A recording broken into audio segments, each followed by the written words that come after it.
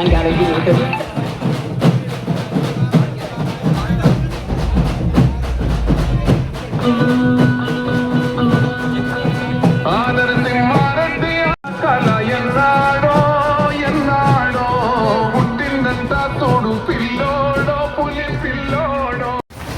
గతంలో దొడ్డు బియ్యం వచ్చేది, ఆ దొడ్డు బియ్యం కొంచెం ముఖవాసన వచ్చేది, ఆ దొడ్డు బియ్యంలో కొంచెం నూకలు ఉండేది, వండుకుంటే అన్నం ముద్ద అయ్యేది, తిన్నామంటే అన్నం రుచిగా ఉండేది కాదు. ఆ బియ్యం తినలేక మనకు మంజూరు చేయించి 1400 కోట్ల అభివృద్ధితో నియోజకవర్గాన్ని అభివృద్ధి చేస్తున్న కన్యశ్రీ గారికి గట్టిగా సపోర్ట్ కొట్టాలని చెప్తున్నాను. సార్, గతంలో ఎప్పుడు లేని విధంగా మాకు మీరు గెలవగానే ఎమ్మటే పల్లెలో 30 లక్షల సీసీ రోడ్ ఇచ్చారు. ఎస్సీ కాలనీలో ఎస్సీపీ నిధుల నుండి 20 లక్షలు, ఎన్ఆర్ఈజీఎస్ నుండి 10 లక్షలు ఇచ్చారు సార్. అక్కడికి 60 లక్షలు అయినాయి సార్. మొన్న ఎన్ఆర్ఈజీఎస్ నుండి 13.5 లక్షల రూపాయలు ఇచ్చి వాళ్ళ ప్రారంభోత్సవం చేసుకున్నాం సార్. అదే మహిళల పైన ప్రేమతోటి మీరు 2 వివో బిల్డింగ్లు 10 లక్షలు 2 బిల్డింగ్లు ఇవ్వడం జరిగింది సార్. మీరు ఉమ్మడి రాష్ట్రం ఉన్నప్పుడు విద్యాశాఖ చేశారు కాబట్టి విద్యార్థులకు ఉన్న బాధ పాములు తేళ్ళు వస్తాయని చుట్టూ కంపౌండ్ వాల్స్ పల్లెలో 10 లక్షలతోటి, చిలుపూరులో 7 లక్షలు, టెంపుల్ దగ్గర 7 లక్షలు, భద్రకాళి 2 లక్షలతోటి నేను 21 లక్షలు ఇవ్వడం జరిగింది సార్. ఇందిరమ్మ ఇల్లు 32 ఇల్లు అంటే 1,60,00,000 లక్షలతో ఇచ్చారు సార్.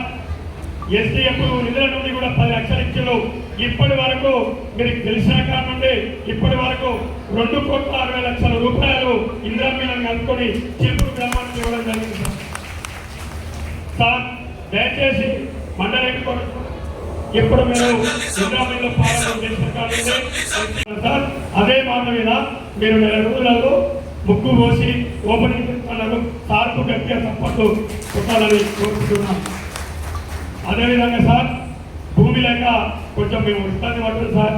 మన ఎంఆర్ఓ గారు ప్రభుత్వ భూమి 3 ఎకరాలు తీసి మీ చెబుతోనే తీయడం జరిగింది.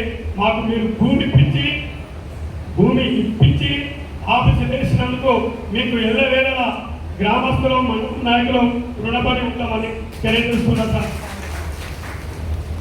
సార్, ఇంకొకటి సార్, మీరు మండల కేంద్రంలోనే కొంచెం పోలీస్ స్టేషన్ కూడా వేస్తే బాగుంటుందని కోరుకుంటున్నా సార్.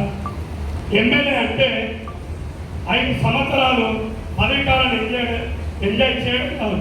ఎమ్మెల్యే అంటే 5 తరాలు గుర్తుండుకునే విధంగా మన కన్యశ్రీ గారు నియోజకవర్గాన్ని అభివృద్ధి చేస్తున్నారు సార్. బుగ్గ వెంకటేశ్వర స్వామి ఆశీస్సులు మీకు నిండుగా ఉంటాయి సార్. మీరు ఉమ్మడి రాష్ట్రం ఉన్నప్పుడు టీడీపీలో మంత్రి అయ్యిండు, టీఆర్ఎస్ ఉన్నప్పుడు ఉప ముఖ్యమంత్రి డిప్యూటీ సీఎం చేసిండు సార్. మళ్ళీ ఎలక్షన్లో కాంగ్రెస్ పార్టీ మీద కలిసి మళ్ళీ మీరు మంత్రిగా చూడాలని నియోజకవర్గ ప్రజలు అనుకుంటున్నారు సార్. మీరు అందరికంటే యాక్టివ్ ఉన్నారు, మంచిగా నడుస్తున్నారు, తప్పనిసరిగా పోటీ చేయాలి సార్. బ్రహ్మాండమైన విధంతో గెలిపించి మన కాంగ్రెస్ ప్రభుత్వం వస్తే రేవంత్ రెడ్డి ముఖ్యమంత్రి అయినారు, మీరు మంత్రిగా ఉండాలి. ఇంకా నియోజకవర్గానికి ఎన్నో అభివృద్ధి పనులు చేసేది సార్. ఈ అవకాశం ఇచ్చిన అందరికీ పేరు